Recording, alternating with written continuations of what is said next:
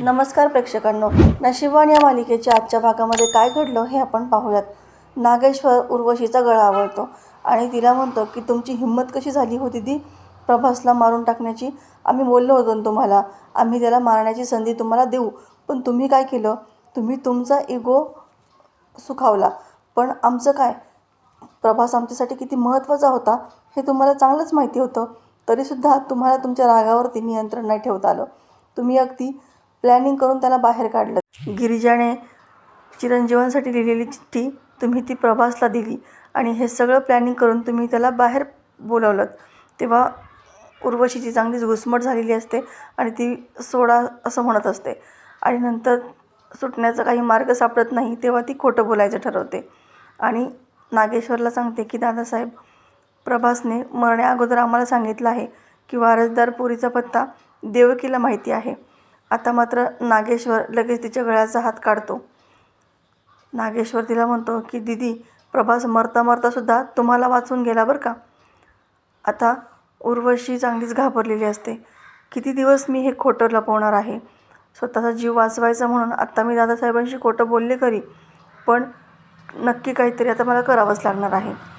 आता इकडे भंगारवाला व्यक्ती भंगार गोळा करत असतो आणि त्याच वेळेस त्याला एक मोबाईल दिसतो जो की रुद्रचा असतो आणि तो प्रभासच्या खिशामध्ये असतो.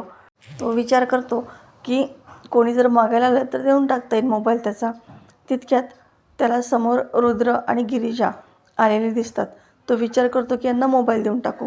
कदाचित ते मोबाईलला शोधत असतील, पण रुद्र आणि गिरिजाची बोलणं तो ऐकतो. रुद्र म्हणतो की पोलीस आल्यानंतर आपल्याला काय ते व्यवस्थित कळणारच आहे. तुम्ही थोडासा धीर धरा आणि अजिबात हिंमत हारू नका. आता तो व्यक्ती त्यांचं बोलणं ऐकतो आणि एका मोबाईलसाठी पोलीस? नको रे बाबा, त्यापेक्षा मोबाईल न दिलेलाच बरा. आणि तो मोबाईल तसाच खिशात घालून तिथून लगेच निघून जातो. आता गिरिजा रुद्रला म्हणते, रुद्र, ते गुरुजी येतील ना, आपण जसं ठरवलं तसं होईल का हो? आणि ते गुरुजी आलेच नाही तर मग माझ्यासाठी तर सगळेच मार्ग बंद होतील. रुद्र म्हणतो, तुम्ही असा विचार करू नका, पॉझिटिव्ह विचार करा ना, येतील ते. गिरिजा देवाची प्रार्थना करू लागते आणि तितक्यात श्रीमंत त्या गुरुजींना घेऊन तिथं येतो. आधीच ते गुरुजी रुद्र आणि गिरिजाला तिथं पाहून घाबरलेले असतात.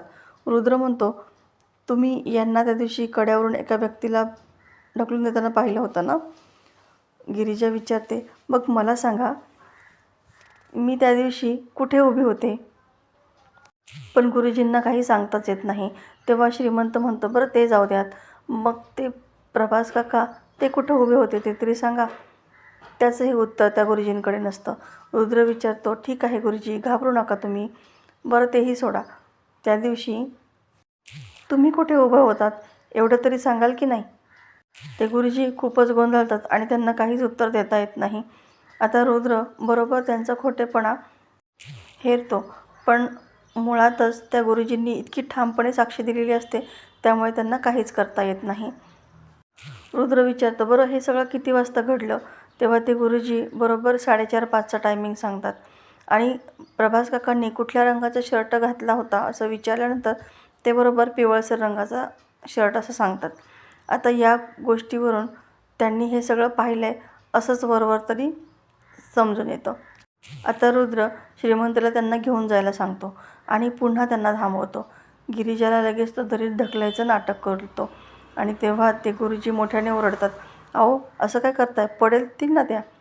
तेव्हा श्रीमंत म्हणतो, बरोबर तुम्हाला ऐकायला आलं की, मग त्या दिवशी तुम्ही का नाही ओरडलात हो? तेव्हा गिरिजासुद्धा म्हणते, मी तर तुमचा आवाज ऐकलाच नाही. तेव्हा ते गुरुजी सांगतात की गोंधळलो होतो मी आणि काय करावं काहीच कळत नव्हतं. आता रुद्र त्यांची चौकशी करू लागतो. तुम्ही त्या दिवशी मंदिरामध्ये होता ना, मग एवढ्या लांब कसं काय आलात तुम्ही? आता तो पुजारी सगळं खोटंच सांगत असतो. एका व्यक्तीसाठी मला जडीबुटी पाहिजे होती आणि ती याच डोंगरामध्ये मिळती म्हणून मी इथं आलो होतो. त्या दिवशी मी 5 अभिषेक केले. आता रुद्र त्या पुजाऱ्यांना जायला सांगतो. गिरिजा मात्र चांगलीच हताश होते. आता काय करायचं रुद्र? गुरुजींनी वेळ आणि शर्टचा कलर बरोबर परफेक्ट सांगितला. त्यांची साक्ष खोटी आहे हे आपण कसं काय सिद्ध करणार आता? रुद्रला सुद्धा तोच प्रश्न पडलेला असतो की आता पुढे नेमकी करायचं तरी काय? इकडे नागेश्वर देवकीकडे येतो आणि देवकी मात्र बेशुद्ध असते. तो तिला हलवतो, मात्र ती काही उठत नाही आणि मग तो घाबरूनच म्हणतो, देवकी अरे मेली वेली की काही. लगेच घाबरून तो सुभानरावांनाही आवाज देतो. आता सगळेजण तिला उठवण्याचा प्रयत्न करतात, मात्र ती बेशुद्धच असते. आता नागेश्वर त्याच्या गुंडांना आवाज देतो आणि ते गुंड सांगतात की सकाळपासून तिने काही खाल्लंच नाही आहे आणि त्यामुळे ती बेशुद्धच आहे. आता नागेश्वर त्या गुंडांना सांगतो की हिला सोडवा आणि पहिले व्यवस्थित खाली झोपवा आणि सुभानरावला सांगतो की सुभानराव, एखादा आपला खात्रीतला एखादा डॉक्टर बघा आणि काही सलाईन वगैरे काय असेल ना तर ते चढवा तिला, पहिले तिला शुद्धीवरती आणा. आता तितक्यात त्याला इन्स्पेक्टरचा फोन येतो आणि ते सांगतात की नागेश्वर साहेब, तुम्हाला दिलेली 24 तासाची मुदत आता संपत आलेली आहे, पण तुमच्या सुनबाई कोणताच ठोस पुरावा घेऊन नाही आल्यात. नागेश्वर रागात म्हणतो की मग काय करायचं, आम्ही 24 तासाची मुदत मागून घेतली होती, ती अजून संपली नाही ना, मग ती संपल्याशिवाय आम्हाला फोन करायचा नाही आणि आमच्या घरीसुद्धा जायचं नाही. आता नागेश्वर चांगलाच काळजीमध्ये असतो, कारण देवकीलाही काही झालं तर त्याचे तर वारसदारपर्यंत पोहोचण्याचे सगळे मार्ग संपणार असतात. सुभानराव म्हणतो की दिदींनी खूप वाईट केलं, हे प्रभासला असं मारायला नको होतं. तेव्हा नागेश्वर म्हणतो तेच तर ना, सगळा घोळ घालून ठेवला आहे त्यांनी. सुभानराव म्हणतो पण त्या अगोदरच पोलीस दिदींपर्यंत पोहोचले तर. तेव्हा नागेश्वर म्हणतो असं कसं आम्ही पोहोचू देऊ त्यांना. अहो, अजूनही घरावरती वचक ठेवण्यासाठी त्या गिरिजाला धाकात ठेवायला आम्हाला दिदींची गरज आहे. आम्ही बरं त्यांना पोलिसांच्या ताब्यात जाऊ देऊ. आम्हाला जर आधी माहिती असतं नाही सगळं तर आम्ही 24 तासाची मुदतच मागून घेतली नसती, आपोआप ती गिरिजा पडली असती घराबाहेर. सुभानराव म्हणतो वा साहेब, खरंच तुमच्याकडून शिकायला पाहिजे कोणतं प्यादं कसं वापरायचं. नागेश्वर म्हणतो शिका, पण त्या अगोदर तो डॉक्टर पहिले काय तो इथं घेऊन या. आता इकडे गिरिजा त्याच विचारामध्ये असते. तेव्हा रुद्र तिचा मोबाईल घेऊन फोन करण्यासाठी जातो, कारण त्याचा मोबाईल तर हरवलेला असतो. आता गिरिजा तिथून रूममध्ये जाणार तितक्यात सावी तिला अडवते आणि नाही तशी बडबड करू लागते. काय गं, 24 तासाची मुदत संपत आली आहे आणि तुझ्या हातामध्ये काहीच नाही आहे. आता उद्याच्या पेपरमध्ये चांगली मोठी हेडलाईन असेल, गिरिजा घोरपडे हिने प्रभास सेतुपती यांचा दरीत ढकलून खून केला, मग तू कायमची जेलमध्ये जाशील. तुला काहीच कसं वाटलं नाही गं हे सगळं करताना. कमीत कमी रुद्राच्या नावाचा तरी विचार करायचा होतं. आता रुद्राचंच नाव सगळीकडं खराब होणार आहे. मी जर असते आणि माझ्या नवऱ्याला माझ्यामुळे जर असा त्रास होणार असता ना, तर मी मात्र घरातच बसून राहिली असते, असे नको ते उपद्व्याप केले नसते. गिरिजाला फार वाईट वाटतं आणि ती तिथून निघून जाणार असते. तितक्यात सावी तिचा पायामध्ये पाय आडवा घालते आणि तिला खाली पाडायचा प्रयत्न करते आणि स्वतःच तिला पकडते. तिला म्हणते की अगं गिरिजा, प्रत्येक वेळी तुला वाचवायला मी येणार नाही. तुझं कसं आहे ना, प्रत्येक वेळी तुझा तोल जातो आणि वाचवायला मात्र मलाच यावं लागतं. पण आता इथून पुढे तुझं तुलाच बघावं लागेल, कारण जेलमध्ये मी नसेल ना तुला सावरायला. आता इकडे श्रीमंत आणि विशाखा दोघेही भेटतात आणि श्रीमंत सांगतो की त्या पुजाऱ्याने इतकी ठामपणे साक्ष दिली ना, त्यामुळे पोलीस असं म्हणतायत की त्याची साक्ष खोटी आहे, हे ठरवणं जरा अशक्यच वाटते.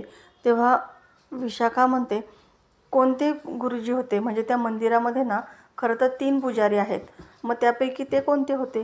तेव्हा श्रीमंत त्या गुरुजींचा तिला फोटो दाखवतो. आता इकडे वासंतीसुद्धा खूप काळजीमध्ये असते. वेळ संपत आली आहे पण अजूनही पुरावे काही सापडलेच नाही आहेत. तेव्हा रुद्र तिला समजावतो की आईसाहेब तुम्ही काळजी करू नका, काहीतरी मार्ग नक्की निघेल. आणि तितक्यात त्याला श्रीमंतचा कॉल येतो. आता श्रीमंत त्याला असं काही सांगतो की तो घाईघाई तिथून निघून जातो. आता इकडे गिरिजा मात्र घडलेल्या प्रसंगाचाच विचार करत असते.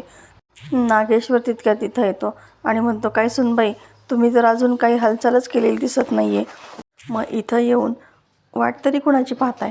तेव्हा गिरिजा म्हणते पोलिसांची वाट पाहते, आता दिलेली मुदत संपत आली आहे ना त्यामुळे. अशीही मी 6 महिन्यांनी या घरातून जाणारच होते ना, मग फक्त इथून जाताना हा कलंक घेऊन जायचं नव्हतं, पण तुमच्याकडून अशी अपेक्षा नव्हती. मला घराबाहेर काढण्यासाठी तुम्ही असा डाव खेळताल असं मला कधीच वाटलं नव्हतं.